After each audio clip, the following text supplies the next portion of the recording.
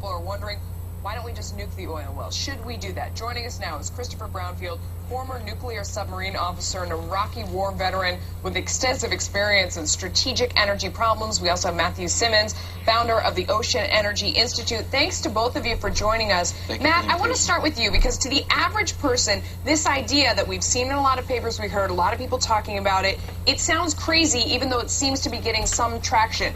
Tell us the science behind it. Does it actually make some sense? Well, it makes a lot of sense if it turns out that there's no casing left in the wellbore, which is because without any casing, that's the only way that the relief wells actually have a chance of working. And there is now sufficient scientific evidence from what we're being told in dribs and drabs that the government finally did some, I think, subsea sonar imaging at the end of last week about the actual blowout preventer, and coming up through 5 stories of steel with 2 shafts of the casing, which really indicates that must have come out at such tremendous pressures.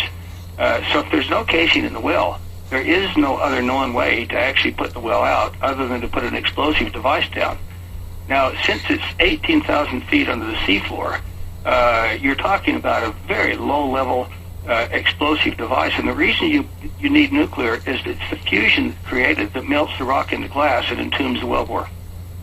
So, when I grew up in Utah, for almost 20 years after the test bomb treaty, we were doing underground hydrogen bomb testing about 100 miles north of Las Vegas, a mile underground, and it didn't even create tremors in Las Vegas. All right, so let me take this over to Chris. Chris, we talked about a week ago you were against using a nuclear bomb. You preferred conventional demolition. You heard Matt Simmons give an analysis. Do you agree or disagree with Matt? Well, I think Mr. Simmons' analysis is correct, technically. I really can't punch a hole in the argument that this would work. And I've agreed with that since May 16th when I first published an article about this. But the problem is that there's a national security implication that Mr. Simmons hasn't talked about. If the United States were to use a nuclear weapon for a peaceful purpose, then other countries would also demand to have nuclear weapons for peaceful purposes. And we don't need Iran to make that argument tomorrow that, hey, we should have nukes just in case we have a runaway oil well. Right. Not only that, I mean, there's that argument. And, Matt, I think people are also concerned about the fallout. I mean, is there a health danger as well? It's not the radiation's not a big deal compared to the ecological damage that this spill is causing. We have a lot of scientific data about the amount of radioactivity released from a nuclear detonation, and in this case, it would be detonated underground if they were to do that. The radioactivity would be largely contained. All right, Chris, my friend, though, when you say the radiation is not a big deal, not compared to the oil. Is it a small deal? I mean, if radiation is any deal, that would seem to me to be a big deal.